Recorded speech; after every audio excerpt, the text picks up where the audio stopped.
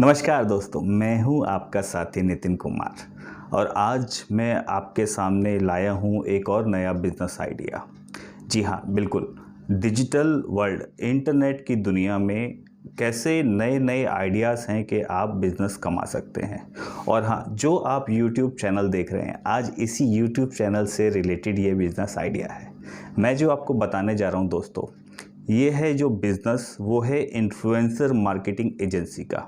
जी हाँ, आप सही समझ रहे हैं कि इन्फ्लुएंसर मार्केटिंग एजेंसी कि आप एक एजेंसी की तरह काम करके कैसे अच्छे पैसे कमा सकते हैं। दोस्तों देखिए, एक इन्फ्लुएंसर है।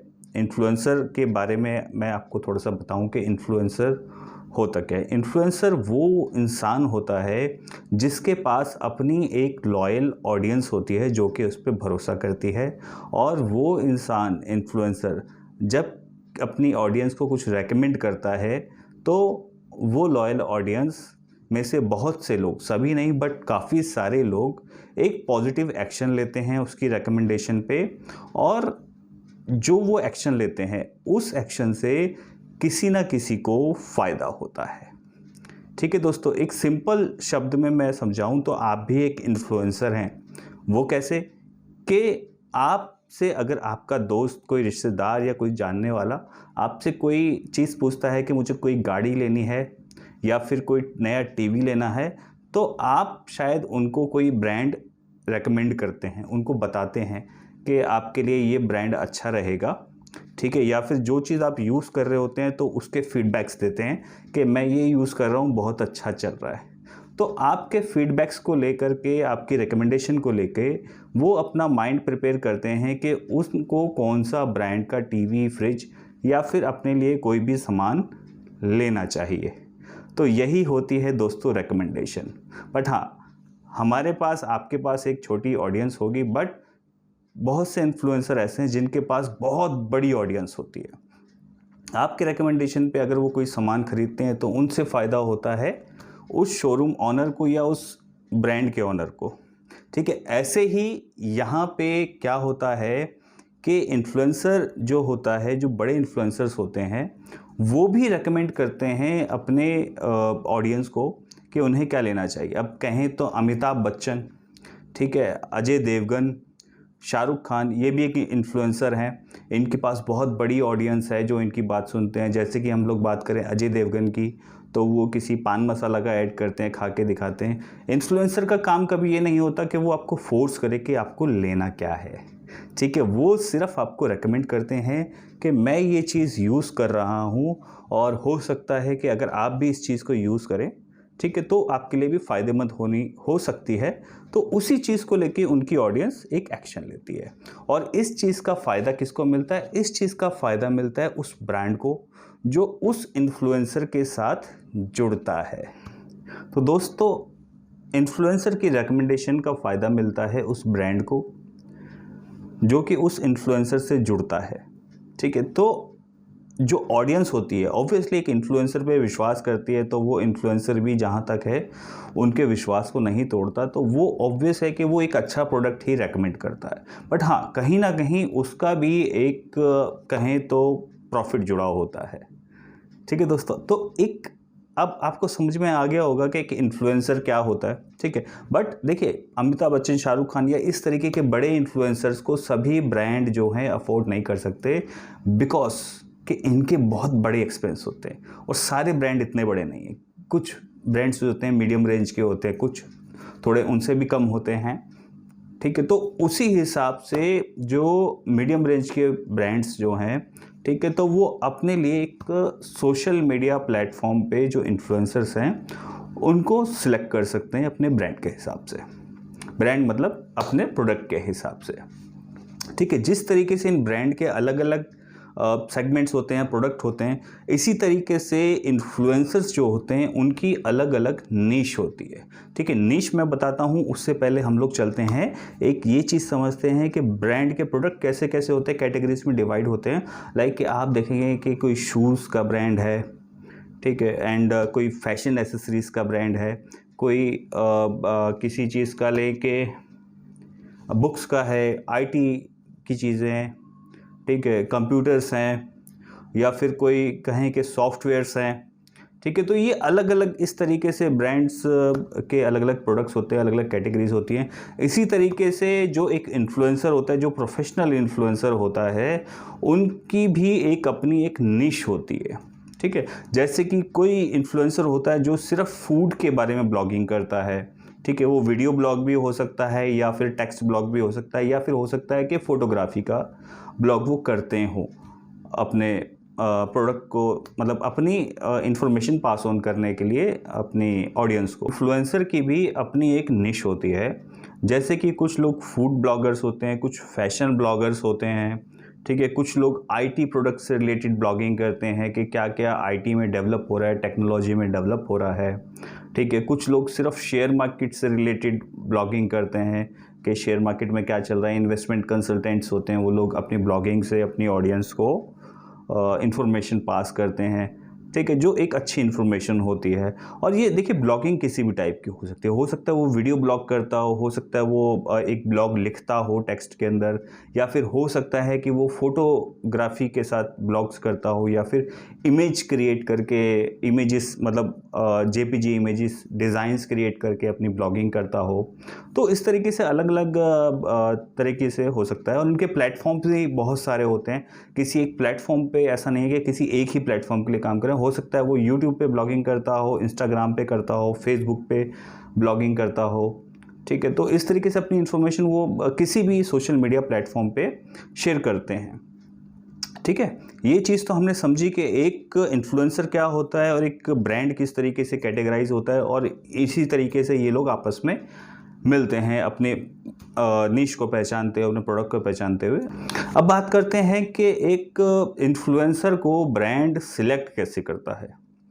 देखिए, एक इन्फ्लुएंसर के पास हो सकता है कि 1 लाख या 2 लाख या फिर 1 मिलियन फॉलोअर्स हो, बट हो सकता है कि उसकी वीडियोस या उसकी ब्लॉगिंग्स में कोई एंगेजमेंट ही ना हो, लोग पढ़ते ही ना हो, या उनकी वीडियो देखते ही ना हो, या फिर उस पर लाइक या कमेंट करते ही ना हो। क्योंकि देखिए, उनके अगर ट्रू फॉलोअर्स होंगे, ठीक है, तो वो ज़रूर उनकी जो वीडियोस होंगी या फिर जो भी ब्लॉग्स होंगी, तो उनको पढ़ के उस पर कमेंट ज़रूर करेंगे या फिर लाइक ज़रूर करेंगे, ठीक है। सब लोग नहीं करेंगे, बट एक बड़ा हिस्सा करेगा, ठीक है। लाइक एक मान के चलते हैं कि बड़ा हिस्सा करता ही है। तो उसी से अंदाज़ा हो जाता है कि इसका कैसा फॉलोअर है। और हो सकता है कि किसी के पास 10,000 फॉलोअर्स हों, 10,000 सब्सक्रिप्शन ही हो लोगों के, बट उसका जो एंगेजमेंट है ऑडियंस के साथ वो बहुत ज़्यादा हो सकता है उसके 1 लाख या 2 लाख लोग उसकी पोस्ट को पढ़ते हों, उसकी वीडियोस को देखते हों और लाइक और कमेंट भी करते हों, क्योंकि सब लोग सब्सक्राइब भी नहीं करते हैं कई बार, ठीक है। तो ये एक पैटर्न चलता है। इन बेसिस पर एक ब्रांड जो है कि वो सिलेक्ट करता है कि उसे कौन सा इन्फ्लुएंसर को सिलेक्ट करना चाहिए। पहला कैटेगरी हो गया। दूसरा कि उसके एक बड़ा रोल प्ले करती है डेमोग्राफी, जैसे कहते हैं हम कि डेमोग्राफी में जैसे कि उसकी ऑडियंस की एज क्या है, वो कहाँ से ऑडियंस जो है कि ज़्यादातर ऑडियंस कहाँ से देख रही है, किस एज ग्रुप की है, किस जेंडर की है, और ये सब चीज़ें मैटर करती हैं एक इन्फ्लुएंसर को जब ब्रांड सिलेक्ट करता है तो, ठीक है दोस्तों। अब बात आती है कि इसमें तो एक इन्फ्लुएंसर हो गया, एक ब्रांड हो गया, ठीक है, बट इसमें एक एजेंसी का रोल कहाँ है और आपके लिए बिजनेस का इसमें कहाँ पे रोल आया। देखिए, आपका रोल, आप ये कह सकते हैं कि आप एक एजेंसी के तौर पे इन दोनों के बीच में काम कर सकते हैं, ठीक है। एजेंसी क्या होगी? देखिए, एजेंसी का काम होगा अपने साथ एक इन्फ्लुएंसर्स की लिस्ट तैयार करना, कि इन्फ्लुएंसर्स से बात करना पहले कि भैया वो कौन कौन से इन्फ्लुएंसर हैं, उनकी अलग अलग कैटेगरी बनाना कि क्या उनकी निश है, कितने उनके फॉलोअर्स हैं, किस डेट में, किस डेमोग्राफी क्या है। ये डेमोग्राफी वगैरह जो है कि उनके चैनल से वो लोग खुद बता देते हैं। ये सब चीज़ें ऑनलाइन अवेलेबल होती हैं उनके पास, उनके अकाउंट्स में, ठीक है। तो वो आपको बता सकते हैं, या उन्होंने कितने ब्रांड्स के साथ काम किया है। तो ये सारी इन्फॉर्मेशन लेके आपको एक डेटा प्रिपेयर करना होता है। तो ये डेटा के हिसाब से फिर आपको मार्केट करना होता है ब्रांड्स के साथ। ब्रांड्स को आप अप्रोच करते हैं, ठीक है। तो ये ब्रांड और इन्फ्लुएंसर के बीच में, क्योंकि देखिए ब्रांड को भी फ़ायदा होने वाला है जब वो इन्फ्लुएंसर से अपना मार्केटिंग कराता है। क्यों? क्योंकि देखिए, जो इन्फ्लुएंसर जो उनके लिए वीडियो बनाता है या पोस्ट बनाता है या कुछ भी करता है, ठीक है, तो वो पोस्ट एक लंबे समय तक उसके जो कहें कि उसके चैनल पे रहने वाली है, चैनल या फिर फेसबुक पेज या फिर उनके जो टाइमलाइन पे रहने वाली है। और जब जब ऑडियंस उसको देखेगी, चाहे 1 महीने बाद देखे, 2 महीने बाद देखे, 6 महीने बाद देखे, तब तब चांसेस हैं कि जो वो ब्रांड उसके साथ एसोसिएट हुए थे ये लोग आपस में, तो उनको तब तक फ़ायदा मिलता रहे जब तक उनकी टाइमलाइन पे वो वीडियो है।